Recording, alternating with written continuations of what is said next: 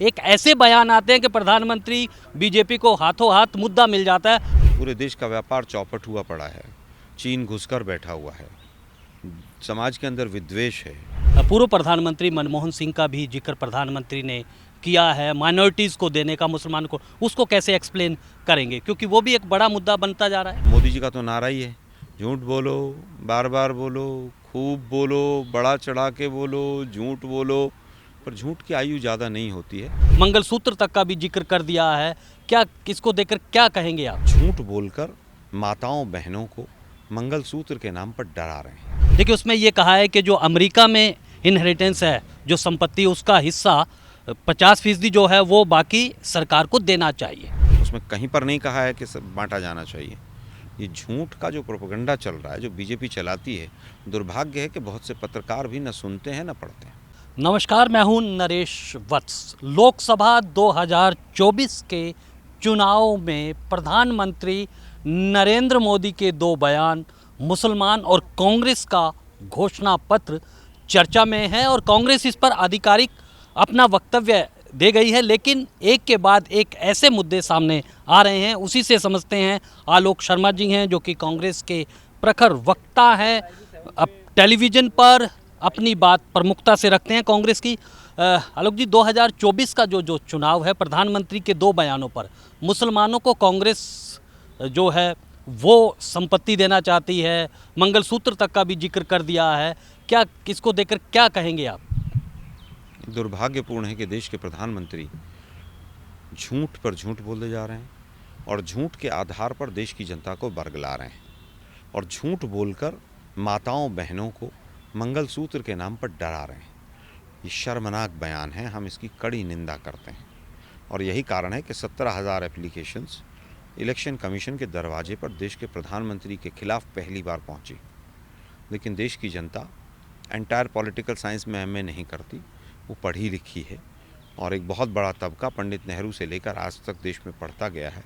मुझे लगता है कि सब लोग चिंतन और मनन के साथ वोट डालेंगे और इस झूठे प्रोपेगेंडा का जो उत्तर है वो बीजेपी को हरा कर देंगे। सैम पित्रोदा का जो विरासत पर कर का जो इंटरव्यू उन्होंने दिया है, उस पर भी विवाद हो रहा है। आपने इंटरव्यू सुना है? वो जी, मैंने कुछ उसके वक्तव्य तो दिए हैं। क्या है? सुने उसमें। देखिए, उसमें ये कहा है कि जो अमेरिका में इनहेरिटेंस है, जो संपत्ति, उसका हिस्सा 50% जो है वो बाकी सरकार को देना चाहिए। भारत में भी इस तरह का जो 50% संपत्ति है उसको बांटा जाना चाहिए सरकार के उसमें। ये कहा है क्या उन्होंने कि बांटा जाना चाहिए?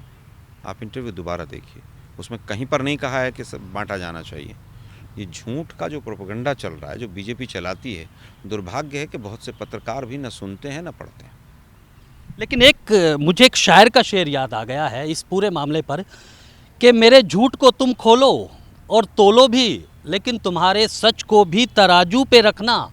ये समझ में नहीं आ रहा है। बीजेपी, कांग्रेस लगातार, ये सच क्या है? जनता के बीच में ये पूरा मामला घूम रहा है। जनता के बीच में तो गोदी मीडिया फैला ही रहा है ना।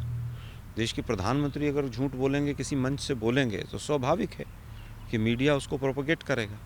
पैसा उनके पास है, नोटबंदी से लेकर इलेक्ट्रल बॉन्ड तक का, तो उनके पास तंत्र है।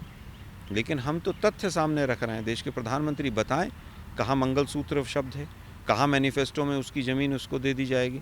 हाँ, इतना ज़रूर है कि देश की सारी संपत्ति इकट्ठी करके मोदी जी ने अपने व्यापारी मित्रों को ज़रूर दी है। समय आएगा तो ज़रूर उसकी जांच होगी और वो वापस लेकर देश की जनता के जो अच्छे काम हैं, शिक्षा के, स्वास्थ्य के, उसमें उस पैसे को खर्च किया जाएगा। एक आखिरी सवाल है। तथ्यात्मक बात तो आप तो रख ही रहे हैं, लेकिन सवाल यह है कि बार बार जो पूर्व प्रधानमंत्री मनमोहन सिंह का भी जिक्र प्रधानमंत्री ने किया है, माइनॉरिटीज़ को देने का, मुसलमान को, उसको कैसे एक्सप्लेन करेंगे, क्योंकि वो भी एक बड़ा मुद्दा बनता जा रहा है। मुद्दा मीडिया बना रही है, लेकिन उस मुद्दों की लाइफ नहीं है, क्योंकि कहावत है कि झूठ के पाँव नहीं होते और मोदी जी का तो नारा ही है, झूठ बोलो, बार बार बोलो, खूब बोलो, बड़ा चढ़ा के बोलो, झूठ बोलो, पर झूठ की आयु ज़्यादा नहीं होती है। उस बयान को मोदी जी स्वयं ठंडे मन से दोबारा सुने। लेकिन एक ये सवाल भी उठता है कि क्यों 2019 में भी देखा, 2014 में भी देखा, एक ऐसे बयान आते हैं कि प्रधानमंत्री बीजेपी को हाथों हाथ मुद्दा मिल जाता है और वही मुद्दे पर चुनाव हो जाता है। जो बेरोजगारी और दूसरे मुद्दे हैं वो पीछे हट जाते हैं। जो अंधभक्त वोट दे रहे हैं इन मुद्दों पर, भुगत भी तो वही रहे हैं। पूरे देश का व्यापार चौपट हुआ पड़ा है, चीन घुसकर बैठा हुआ है, समाज के अंदर विद्वेष है, कहीं मराठा आंदोलन, कहीं कोई आंदोलन। लाखों बच्चे लखनऊ में पेपर लीक पे बैठे हैं, 50-60 लाख बच्चों का पेपर लीक होता है। इनमें से लाखों बच्चे वो भी थे जो बीजेपी का सोशल मीडिया चलाया करते थे। लेकिन आज बच्चे समझ गए हैं कि किस तरह से इन्होंने, इस सरकार ने उनके ऊपर कुठाराघात किया है। इस बार बीजेपी गई, इस बार मोदी जी गए। चलिए, बहुत बहुत शुक्रिया। तो ये थे आलोक जी, जो कि गोदी मीडिया और बीजेपी पर ही सवाल खड़े कर रहे थे कि एक तरह का नैरेटिव जो है वो झूठा नैरेटिव घड़ा जा रहा है। तो आज के लिए बस इतना ही। आप बने रहें ब्रॉडकास्ट मंत्रा के साथ। एक ऐसे बयान आते हैं कि प्रधानमंत्री बीजेपी को हाथों हाथ मुद्दा मिल जाता है। पूरे देश का व्यापार चौपट हुआ पड़ा है, चीन घुसकर बैठा हुआ है, समाज के अंदर विद्वेष है। पूर्व प्रधानमंत्री मनमोहन सिंह का भी जिक्र प्रधानमंत्री ने किया है, माइनॉरिटीज़ को देने का, मुसलमान को, उसको कैसे एक्सप्लेन करेंगे? क्योंकि वो भी एक बड़ा मुद्दा बनता जा रहा है। मोदी जी का तो नारा ही है, झूठ बोलो, बार बार बोलो, खूब बोलो, बड़ा चढ़ा के बोलो, झूठ बोलो, पर झूठ की आयु ज़्यादा नहीं होती है। मंगलसूत्र तक का भी जिक्र कर दिया है।